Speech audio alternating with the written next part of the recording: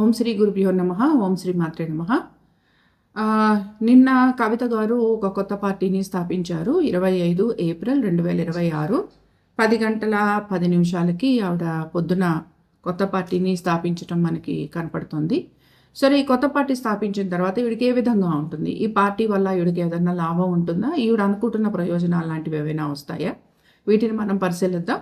ముఖ్యంగా మిథున లగ్నంలో గురువు ఉన్నారు. చెప్పుకోవడానికి గురువు చాలా వరకు మంచివాడే, కానీ మిథున లగ్నానికి ఈయన అంత మంచి ఫలితాలు ఇస్తాడని అయితే మనం చెప్పలేము. కాబట్టి ఇక్కడ కొంచెం ఇబ్బంది అయితే కనపడుతుంది. అంటే ఏంటంటే, పరిస్థితులకి ఈవిడ ఎదురీది పనులు చేయాల్సిన పరిస్థితులు ఈవిడకి కనపడుతూ ఉంటాయి. ఈవిడ ఆశిస్తున్నంతగా it is not going to be a cakewalk. ఈవిడ కొంచెం శ్రమకైతే గురవుతూ ఉంటారు. దీంతో పాటు ఒక పార్టీ నడవాలి అని అంటే కూడా మనకి ఆర్థికపరమైన విషయాల్లో చాలా వరకు అనుకూలత ఉండాలి. అంటే ఆర్థికంగా పార్టీకి కొంచెం ఫండ్స్ లాంటివి ఉంటేనే పార్టీ ముందుకు వెళ్ళడానికి కూడా అవకాశం అనేది ఉంటుంది. కనుక ఇక్కడ ఇలాంటి విషయాలలో ఈ పార్టీ టైం ఏదైతే మీరు స్థాపించారో, ఈ పార్టీ టైంలో ఇక్కడ స్థాపించిన టైంకి ఈవిడికి పార్టీ ఫండ్స్ లాంటివి కూడా ఇబ్బందిగా ఉండే అవకాశాలు అయితే మనకి కనపడుతున్నాయి. సరే, తర్వాత విషయం ఏమిటి అని అంటే, సరే మనకి హెల్ప్ చేసేవాళ్ళు లేదా మన పార్టీ కార్యకర్తలు వీళ్ళందరూ కూడా ఉంటూ ఉంటారు. మనకి హెల్ప్ చేయడానికి ఉంటూ ఉంటారు, ఆర్ మన పార్టీని ముందుకు తీసుకెళ్ళడానికి ఉంటూ ఉంటారు.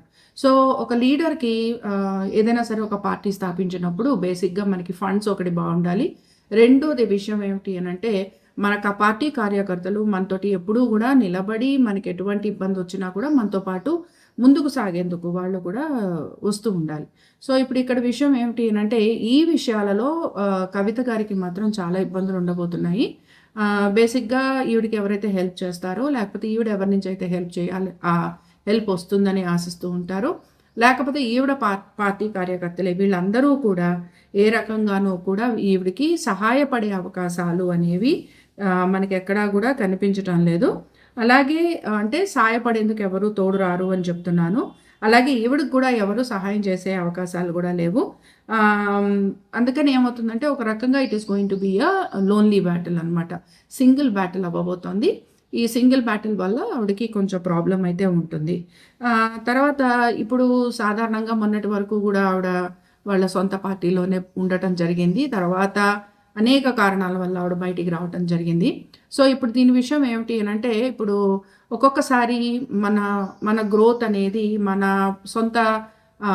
సొంత వాళ్ళతో ఉన్నప్పుడు చాలా వరకు అనుకూలంగా ఉంటుంది.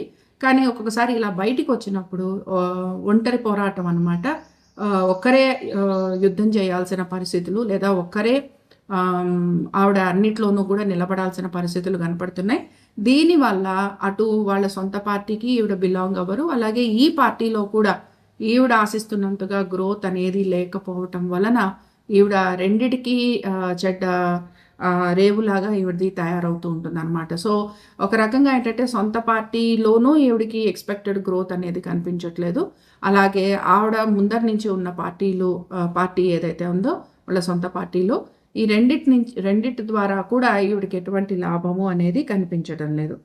సరే, ఇంకొక విషయం ఏంటి అంటే, బేసిక్గా డెసిషన్ మేకింగ్ అనేది ఒక లీడర్కి చాలా పాజిటివ్గా ఉండాలన్నమాట. ఎప్పుడూ కూడా ఒక లీడర్ అనేవాడు, ఎందుకంటే ఆవిడ పార్టీని నడిపించాలి, తర్వాత ఆవిడ కార్యకర్తల్ని నడిపించాలి. కాబట్టి ఇప్పుడు ఇక్కడ ఈవిడ డెసిషన్ మేకింగ్ అనేది చాలా ఇండెసిసివ్గా ఉంటుంది. సో ఇండెసిసివ్గా ఉండే డెసిషన్ మేకింగ్ వలన ఆవిడ ఎక్కువగా ఇబ్బందికి కూడా గురవుతూ ఉంటారు. అంటే ఈ ఇండెసిసివ్ నేచర్ వల్ల ఎటువంటి ప్రయోజనము లేని పనులు చేయటం కానీ, ఎటువంటి లాభం లేని పనులు చేయటం కానీ, లేకపోతే ఎలాంటి పనులు చేస్తారంటే వాటి వల్ల కూడా మనకి ఏమీ ఫలితాలు లాంటివి ఉండవు. ఇలాంటివి చేస్తూ ఉంటారు. ఇలాంటివి చేయటం వల్ల ఆవిడ లైమ్ లైట్లోకి వచ్చేందుకు అవకాశం ఉంటుంది తప్ప, ఒక ఏదైతే ఒక పని చేయటం వలన వీళ్ళు చిరస్థాయిగా నిలిచిపోయేందుకు అవకాశం ఉంటుందో అలాంటి పనులు చేసే అవకాశాలు ఈవిడికి తక్కువగా ఉంటూ ఉంటాయి. సరే, వార్తల్లోకి అయితే ఉంటూ ఉంటారు. అక్కడ గురువు లగ్నంలో ఉన్నాడు కనుక కొంచెం వార్తల్లో అది ఆవిడ చెప్పే విషయాలు, అలాగే రవి కూడా తృతీయాధిపతి ఉచ్చక్షేత్రంలో ఉన్నాడు. కాబట్టి కంటిన్యూస్గా వాటిల్లో ఉండటం అనేది కనపడుతూ ఉంటుంది. కానీ ఈ వార్తల్లో ఉండటం వల్ల ఈవిడికి ఎటువంటి లాభము కనిపించటం లేదు.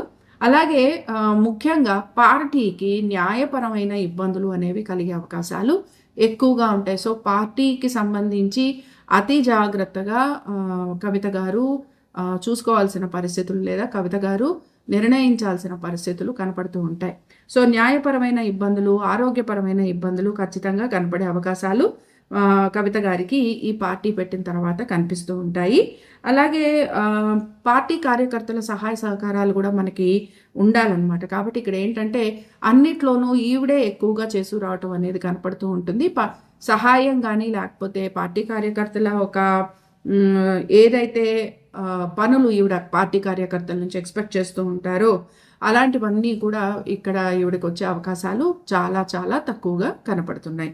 సో ఇంకా మెయిన్ పాయింట్ ఏంటంటే ఈవిడ మీద ఆల్రెడీ కేసులు లాంటివి ఉన్నాయి కనుక ఇవన్నీ కూడా మళ్ళీ ముందుకు సాగుతాయా, లేకపోతే ఇవన్నీ మళ్ళీ రివైవ్ అయ్యేందుకు అవకాశం ఉందా అన్న మాట వస్తే, రివైవ్ అయ్యే అవకాశాలు ఉన్నాయి అనే కంటే కూడా వీటి గురించి ఎవరు ప్రస్తావించకపోవచ్చు, లేదా వీటికి ఒక పాజ్ రావచ్చు. ఇప్పటికిప్పుడు వీటికి సంబంధించి ఏమి పెద్దగా మనకి మార్పులైతే ఏమీ కనిపించటం లేదు. కాబట్టి ఈవిడ ఇమ్మీడియట్గా జైలుకి వెళ్తారా అన్న మాటకొస్తే ఇప్పటికిప్పుడు ఈవిడ జైలుకి వెళ్ళే అవకాశాలు కూడా ఏమీ కనిపించట్లేదు.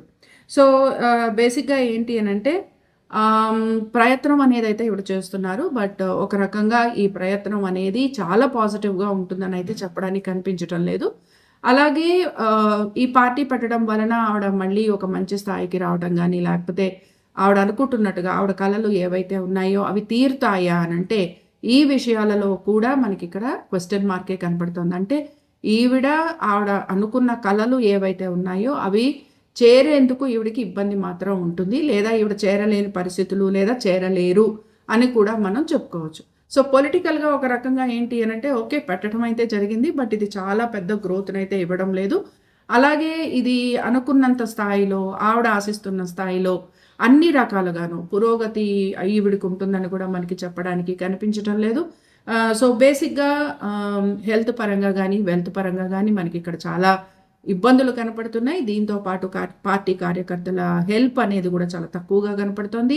పార్టీ ముందుకు వెళ్ళే అవకాశాలు కూడా తక్కువగా ఉన్నాయి. ఓకే, ఇనీషియల్గా కొంత ఈవిడ వార్తల్లో ఉండొచ్చు, లేకపోతే కొన్ని విషయాల గురించి ఈవిడ మాట్లాడుతూ ఉండొచ్చు. బట్ ఇది ఈవిడిని కంప్లీట్గా ఈవిడ కోరిన విధంగా ఈవిడికి మంచిగా పొలిటికల్ పవర్ రావటం కానీ, పొలిటికల్గా ఈవిడ ఇంకా బాగా ఎదగడానికి కానీ ఈ టైంకి ఏ పార్టీ అయితే ఈవిడ స్థాపించారో ఈ టైం ఈవిడికి ఇంకా అంత అనుకూలంగా ఉండటం లేదనే మనం చెప్పుకుంటున్నాం.